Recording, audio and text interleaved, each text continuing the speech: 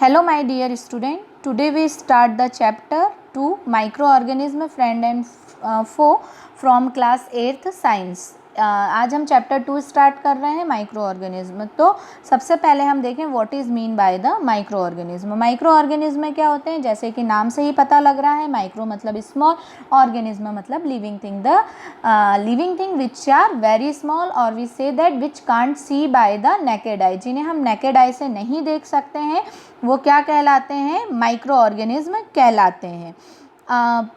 अब यदि हम देखें तो you have seen several kinds of plants and animal, हमने बहुत तरह के different type of plants and animal देखे हैं। However there are other living organism, इनके अलावा भी और भी बहुत से लिविंग ऑर्गेनिज्म होते हैं हमारे चारों ओर, which we normally can not see, जिन्हें हम नॉर्मली नेकेड आई से नहीं देख सकते। These are called micro organism और माइक्रोब्स।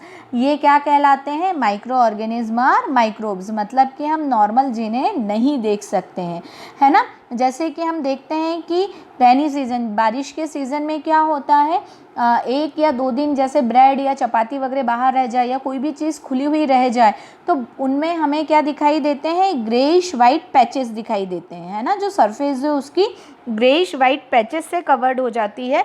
और यदि हम इन्हें मैग्नीफाइंग ग्लास से ऑब्जर्व करेंगे तो हमें क्या दिखाई देंगे, टिनी ब्लैक राउंडेड स्ट्रक्चर, गोल गोल से ऐसे स्ट्रक्चर दिखाई देंगे। और ये जो स्ट्रक्चर है वो कहाँ से है, ऑब्वियस बात है एनवायरनमेंट से है। माइक्रो ऑर्गेनिज्म हमारे चारों ओर बहुत ज़्यादा क्वांटिटी में होते हैं, बट हम इन्हें देख नहीं पाते बिकॉज ऑफ देयर साइज। और जब इन्हें ग्रोथ करने के लिए सुटेबल एटमॉस्फेयर मिलता है तो दे ग्रो वेरी रैपिडली, और जब इनका मास बढ़ जाता है, बहुत ज़्यादा क्वांटिटी में आ जाते हैं, देन वी सी इट। ठीक है, तो हम ये जो हैं ये माइक्रो ऑर्गेनिज्म इस तरह से ग्रो करते हैं। अब यदि हम देखें तो माइक्रो ऑर्गेनिज्म जो है डिफरेंट टाइप के होते हैं। डिफरेंट टाइप के होते हैं मतलब कि हम माइक्रो ऑर्गेनिज्म को मेनली हमने 4 कैटेगरी में डिवाइड किया गया है ना। क्लासिफाइड इनटू 4 मेजर ग्रुप्स में, 4 मेन ग्रुप में डिवाइड किया गया है। सबसे पहला है बैक्टीरिया, देन फंजाई, फिर प्रोटोजोआ एंड एल्गी।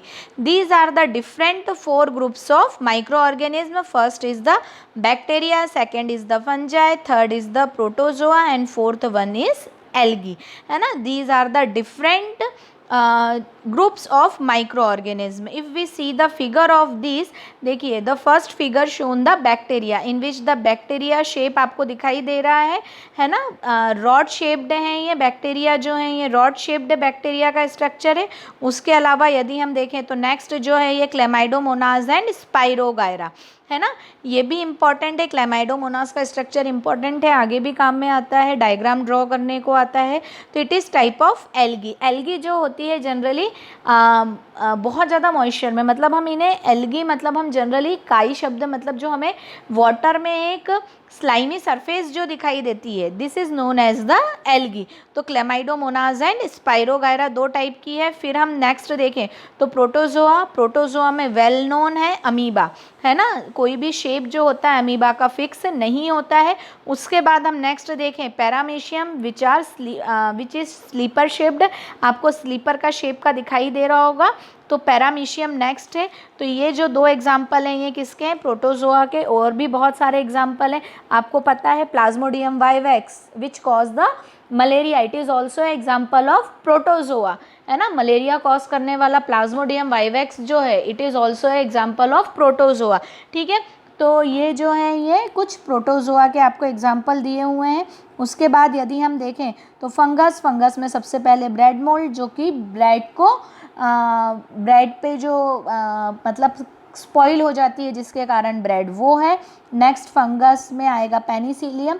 पेनिसिलियम आपको पता है, पेनिसिलिन जो मेडिसिन बनी है वो पेनिसिलियम से ही बनी है ना। तो इट इज़ यूज़फुल फॉर अस। और नेक्स्ट जो है वो क्या है, एस्परजिलस। ठीक है, हम जब यूजेस ऑफ माइक्रो ऑर्गेनिज्म पढ़ेंगे तो हम देखेंगे डिफरेंट टाइप के micro organism are very useful for us. अभी हम ये माइक्रो ऑर्गेनिज्म के हमने स्ट्रक्चर देखे। अब हम यदि हम देखें तो आगे फिर बताया गया है वायरस के बारे में। आपने वायरस का नाम बहुत सुना होगा, जिसमें अभी तो हाल फिलहाल बहुत ज़्यादा चल रहा है कोरोना और कोविड-19 which is a viral disease. Virus के कारण जो कॉज हुई है ना, कोरोना कॉजेबल, उसका पॉजिटिव एजेंट है कोरोना वायरस जो है। वायरस भी माइक्रोस्कोपिक होते हुए भी, virus is also a microscopic but it is different from the micro organism. Why they are different from microorganism? Because virus is a living link between living and non living। link between का मतलब क्या होता है? एक ऐसी channel जिसमें कुछ character living के हैं और कुछ नॉन लिविंग के। हम ना वायरस को पूरी तरह से नॉन लिविंग एज्यूम कर सकते हैं, ना पूरी तरह से लिविंग। क्यों? क्योंकि जब तक वायरस एनवायरनमेंट में रहता है they act as a non living, उनमें कोई ग्रोथ नहीं होती, उनमें कोई रिप्रोडक्शन नहीं होता है।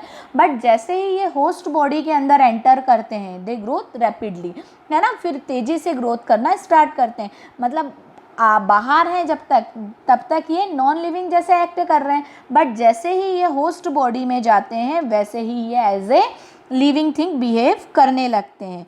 तो they however reproduce only inside the cells of the host organism, है ना, सिर्फ ये होस्ट ऑर्गेनिज्म में ही ग्रोथ करते हैं। विच में बी अ बैक्टीरियम, प्लांट और एनिमल। फिर वो चाहे बैक्टीरियल सेल हो, कोई प्लांट हो, एनिमल सेल हो, कोई भी हो, ठीक है ना। तो ये कहीं भी फिर ग्रोथ तेज़ी से कर जाते हैं, ठीक। तो अब ये कुछ माइक्रो ऑर्गेनिज्म वायरस का फिगर भी आपको बताया गया है।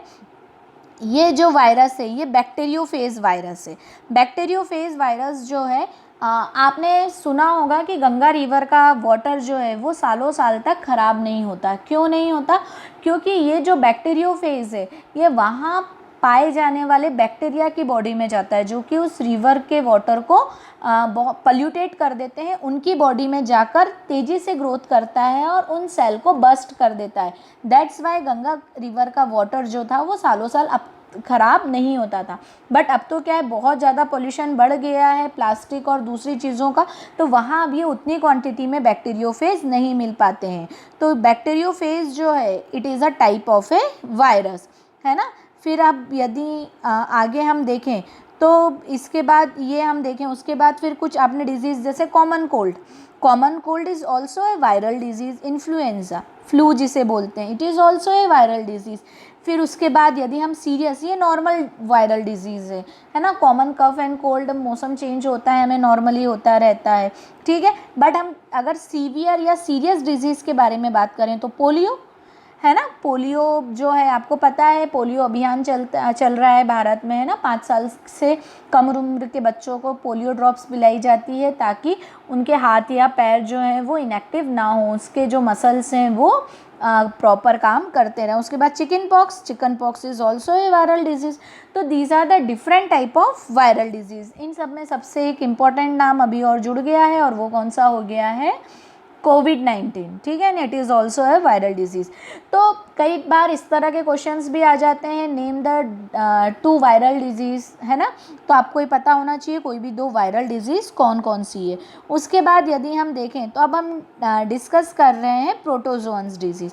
तो इसमें सबसे पहले डिसेंट्री, अमीबियासिस जो होता है, एंट अमीबा हिस्टोलिटी का कॉज करता है ना। अमीबियासिस, डिसेंट्री जिसे बोलते हैं लूज मोशन, और यदि मैं उसे सिंपल वर्ड्स में बताऊं तो डिसेंट्री है। फिर देन द मलेरिया आप सब अच्छे से जानते हैं, मैंने शुरू में ही बताया, it is caused by the Plasmodium vivax. ये किससे कॉज होती है? प्लाज्मोडियम वाइवेक्स से कॉज होती है, ठीक है ना। तो ये मलेरिया जो है both are the protozoan disease. कौन सी डिजीज़ है ये? प्रोटोजोअन डिजीज़ है। मलेरिया है, डिसेंट्री है, these are the protozoans disease. अब उसके बाद यदि हम देखें टाइफाइड एंड ट्यूबरक्लोसिस, जिसे हिंदी में बोला जाता है टीबी। टाइफाइड एंड ट्यूबरक्लोसिस जिसे हम क्या बोलते हैं हिंदी, मतलब मैं शॉर्ट फॉर्म में बोलूँ टीबी, है ना। जो टीबी है ये कौन सी डिजीज़ है? बैक्टीरियल डिजीज़ है, ठीक। अब आपने क्लास 7th में 6th में different type of micro organism के बारे में और भी उनसे रिलेटेड चीज़ें पढ़ी होंगी। अब हम देखें where do micro organism live, micro organism कहाँ होते हैं, कहाँ मिलते हैं। तो यदि हम देखें तो माइक्रो ऑर्गेनिज्म क्या है, बहुत ही स्मॉल है, सिंगल सेल्ड है, तो ये क्या है, हर जगह मिलेंगे, हमारे चारों तरफ मिलते हैं। बट कुछ माइक्रो ऑर्गेनिज्म जैसे एल्गी है ना, ये कुछ मल्टी सेलुलर भी होते हैं। तो वैसे तो माइक्रो ऑर्गेनिज्म जो है वो हर तरह के क्लाइमेट में रह सकते हैं, है ना, एनवायरनमेंट में, फिर चाहे वो आइस कोल्ड क्लाइमेट हो या बहुत ज़्यादा गर्म क्लाइमेट हो। ये डेजर्ट में मतलब रेतीले जगह पे भी रह सकते हैं, और मार्शी लैंड मतलब जो दलदली ज़मीन होती है जहाँ पर सॉइल रेंज बहुत ज़्यादा होती है, वहाँ भी मिल जाते हैं। फिर they are also find inside the bodies of the animals including human. ये अलग अलग तरह के ऑर्गेनिज्म या जो एनिमल्स हैं उनकी बॉडी में भी मिलते हैं, ह्यूमन इंक्लूड किया गया है। ह्यूमन को भी मेनली जो डिजीज़ होती है वो माइक्रो ऑर्गेनिज्म ही कॉज करते हैं। फिर कुछ माइक्रो ऑर्गेनिज्म जो हैं वो दूसरे ऑर्गेनिज्म पे ग्रो करते हैं, तो कुछ जो हैं वो फ्रीली सर्वाइव करते हैं, ठीक है। तो कुछ organism growth on the other organism and some are survive freely. तो ये अलग अलग तरह के माइक्रो ऑर्गेनिज्म हैं जो कि डिफरेंट तरह के प्लेसेस पे मिलते हैं। इनके हमने बारे में अभी देखा कि डिफरेंट कैटेगरीज़ के बारे में देखा है। तो आज हम इतना ही कर रहे हैं। यदि आपको हमारे ये वीडियोस पसंद आ रहे हैं तो हमारे चैनल्स ब्रजेश बागड़ी को लाइक एवं सब्सक्राइब ज़रूर करें, बेल आइकॉन प्रेस करें ताकि आपको लेटेस्ट वीडियो की अपडेट्स मिलती रहे। और यदि आपको कोई भी डाउट, कोई भी